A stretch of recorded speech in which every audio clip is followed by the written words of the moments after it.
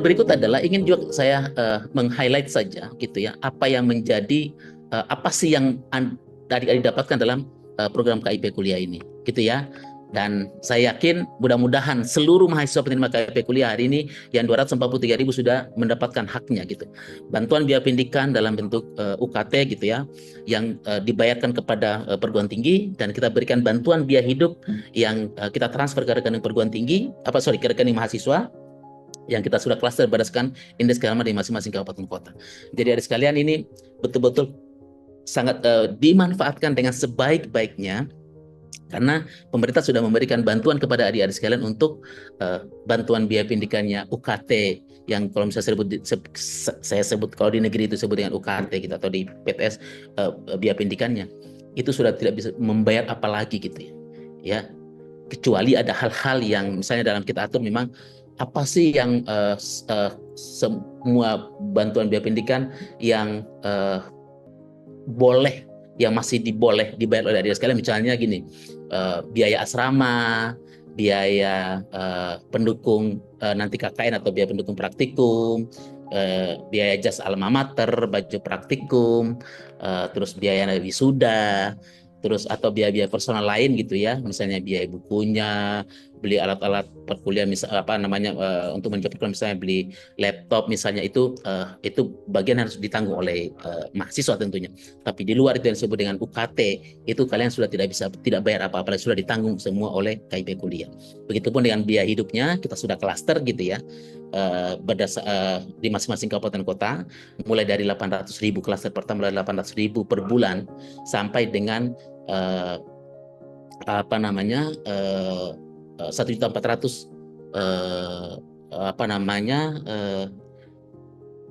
per bulannya. Nah, ini adik-adik sekalian, kita dalam memberikan bantuan itu ya, itu memang kita akan berikan per semester gitu ya, adik-adik sekalian, sehingga ini harus dimanfaatkan betul-betul keuangannya gitu ya, dan bisa diatur terkait dengan biaya hidup yang masuk ke rekening adik-adik sekalian, betul-betul dimanfaatkan untuk kepentingan perkuliahan gitu. Nah, ini sekedar statistik saja ya. Ini sekitar sudah 1,6 juta penerima manfaat dari dulu bidik misi sampai dengan KIP kuliah. Ini amat sangat luar biasa ya. Adik-adik sekalian punya kesempatan masuk dalam mahasiswa sebagai penerima manfaat dari KIP kuliah. Adik-adik sekalian, penting juga di pembekalan ini ingin saya sampaikan sebetulnya seperti apa sih mekanisme bisnis proses yang ada di KIP kuliah itu. Gitu. Jadi biar adik sekalian tahu, oh ternyata seperti ini ya. Jadi dulu kan adik sekalian sudah mendaftar di SIM KIP kuliah. Nanti kalau sudah mendaftar, nanti seleksi oleh perguruan tinggi. Nanti perguruan tinggi dalam melakukan seleksi itu, nanti kalau sudah masuk perguruan tinggi nanti, dan adik sekalian sebagai penerima KIP kuliah, nanti akan ditetapkan sebagai penerima KIP kuliah, yang tentunya ya adik-adik sekalian dalam bisnis proses ini, adik-adik sekalian harus memastikan juga status keaktifan di PDDikti sebagai mahasiswa gitu. Jadi sekarang sudah ada kebijakan kita ya adik-adik sekalian, ini yang mahasiswa baru harus tahu betul ini ya, karena sekarang itu ya mulai tahun 2023 kemarin dan sekarang berlanjut di tahun 2024 dan insya Allah dengan tahun-tahun berikutnya, bahwa status penerima KIP kuliah bukan hanya sekedar status ekonominya, tetapi dipastikan bahwa status keaktifannya juga ada di PDDikti. Jadi tolong kooperatif ya adik-adik sekalian, kalau itu menjadikan tanggung jawab dari adik-adik sekalian terkait dengan status aktif di PDDikti, itu tolong secara kooperatif agar ini memudahkan dalam proses pencairan di KIP kuliah. Nanti kalau sudah ada di PDDikti, nanti perguruan tinggi akan mengusulkan kepada kami ya, Puslabdik, nanti kami akan verifikasi ya, kami verbal dan kami buatkan SK penerimanya gitu. Nanti setelah itu ya, ini biar adik sekalian tahu bagaimana mekanisme sampai pada masuk kepada rekening. Yang keenam itu adalah nanti kita akan terbitkan SK KPA, terus akan kami kirim ke KPPN ya. Dari KPPN itu nanti akan dikirimkan ke bank penampung kita gitu ya. Dari bank penampung kita itu kita buatkan namanya SPPN, surat perintah penyaluran, baru dikirim bank gitu ya, SPPN ke bank, dan bank bisa menyalurkan ke penerima. Nah, inilah bisnis proses yang adik sekarang harus tahu. Oh, ternyata seperti ini bisnis proses dalam proses penyaluran KIP kuliah. Sehingga kalau ada keterlambatan 1-2 hari atau mungkin 1-2 seminggu gitu ya, itu harap dimaklumi, atau 2 minggu gitu. Karena inilah bisnis proses yang ada di penyaluran KIP kuliah gitu. Jadi aktivitas ini juga ya adik-adik sekalian gitu. Saya ingatkan sekali lagi, aktivitas terkait dengan proses penyaluran KIP kuliah, adik-adik sekalian bisa melihat di SIM KIP kuliah. Jadi proses pencairan KIP kuliah dapat diakses di SIM KIP kuliah dengan menggunakan akun masing-masing. Karena adik-adik sekalian sudah punya akun kan, sehingga itu bisa dilihat terkait dengan aktivitas, terkait dengan apakah sudah diusulkan oleh perguruan tinggi, kalau sudah diusulkan perguruan tinggi berarti di Pusdagdi sudah melakukan proses, apakah sudah diajukan, sudah dibuatkan SK, sudah ke KPPN menunggu SP2D, apakah sudah dibuatkan SPPN, apakah sudah dicairkan di bank, itu di sistem bisa diketahui. Jadi adik sekalian harus rajin ya berselancar di SIM KIP kuliah, kan toh sudah punya akun, jangan sampai akunnya hanya diketahui saat mendaftar saja, tapi setelah itu padahal semua informasi bisa adik sekalian dapatkan dengan akun yang kalian dapatkan. Adik-adik sekalian, tadi Pak Yon sudah menyampaikan saya akan berbicara terkait dengan apa yang menjadi hak dan kewajiban dari adik-adik sekalian. Pertama terkait dengan hak kalian. Hak kalian itu adalah mendapatkan jaminan biaya pendidikan sesuai dengan program studinya. Sekarang adik-adik sekalian kan sudah mendapatkan tidak membayar lagi biaya pendidikan kan, sudah tidak membayar lagi UKT gitu. Nanti kalau ada pertanyaan, Pak, saya udah terlanjur membayar gitu. Adik-adik sekalian tenang saja. Kalau adik sekalian sudah membayar biaya pendidikannya, itu kita sudah aturkan dalam bentuk dalam regulasi kita ya di Persejen, bahwa biaya yang adik-adik sudah bayarkan bentuk biaya pendidikan UKT-nya gitu ya, itu akan wajib perguruan tinggi untuk melakukan proses pengembalian. Karena itu kita sudah jaminkan biaya pendidikannya dengan KIP kuliah. Hak yang berikut adalah bantuan itu tadi, biaya hidup yang kita berikan berdasarkan klaster atau indeks keamanan di masing-masing kabupaten kota.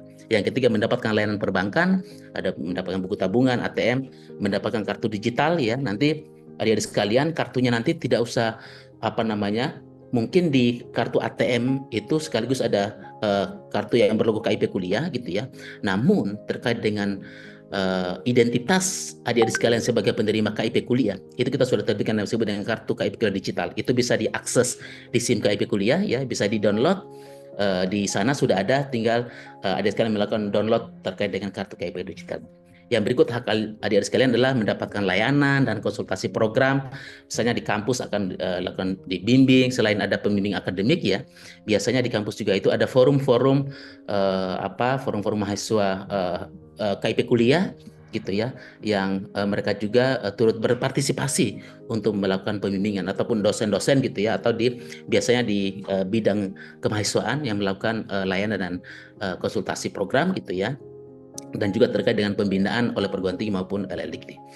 Hal yang tidak kalah penting adalah, kalau tadi saya berbicara terkait dengan apa yang menjadi hak kalian, maka satu hal yang tidak bisa terpisahkan terkait dengan adik-adik sekalian mendapatkan KIP kuliah, ada kewajiban yang harus adik-adik sekalian penuhi. Apa itu? Lulus tepat waktu. Ingat adik-adik sekalian, sudah tahu kan durasinya KIP kuliah? Kalau S1 itu dia maksimum 8 semester. S1 atau diploma 4 ya, S1 terapan. Kalau dia D3 itu maksimum 6 semester. Kalau D2 maksimum 4 semester. Kalau dia D1 ya, kami sudah melakukan analisis, D1 itu masih ada, dan D1 itu maksimum dia 2 semester. Artinya adik-adik sekalian, tidak ada lagi penambahan durasi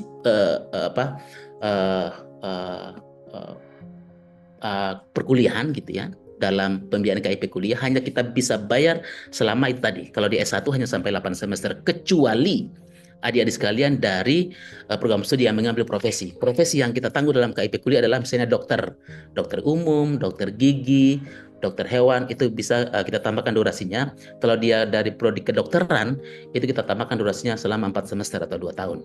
Tapi kalau profesi dari misalnya dari apoteker, terus dari nurse ya, terus dari kebidanan atau guru, itu durasinya kita tambahkan selama 2 semester atau 1 tahun.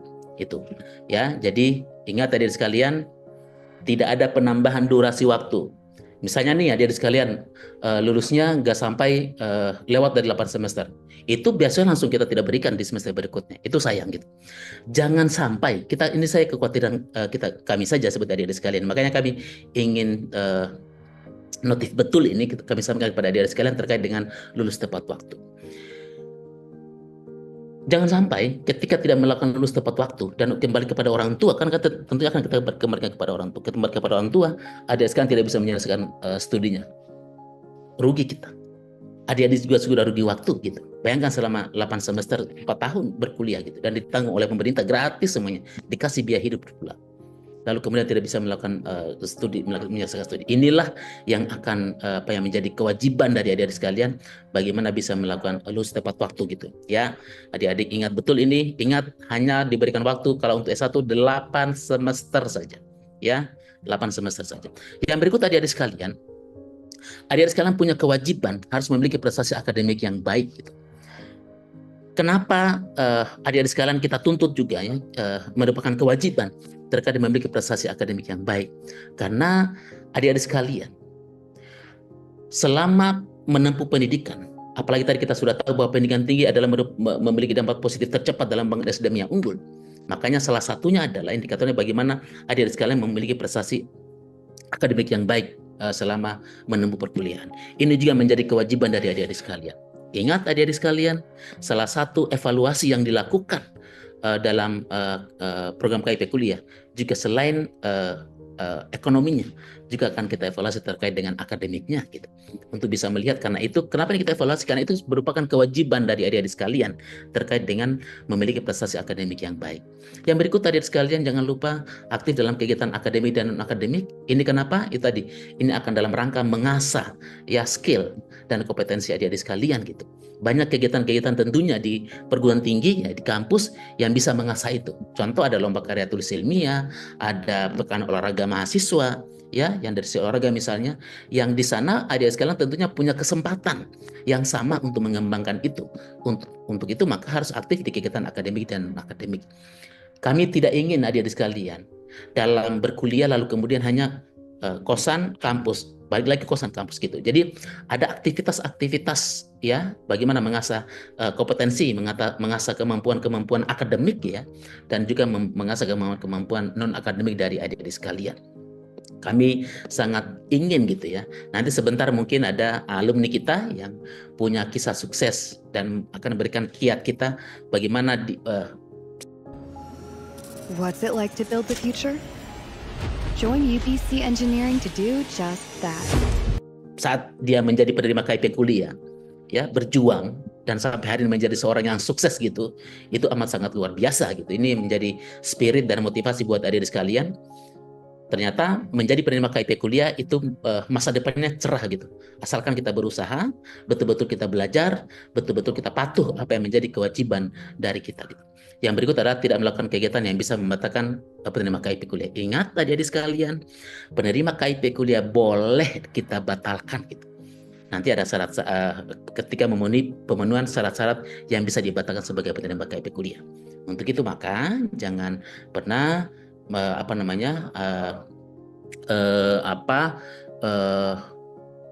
jangan sampai gitu ya masuk dalam kondisi gitu ya sehingga bisa dibatalkan sebagai penerima KIP kuliah.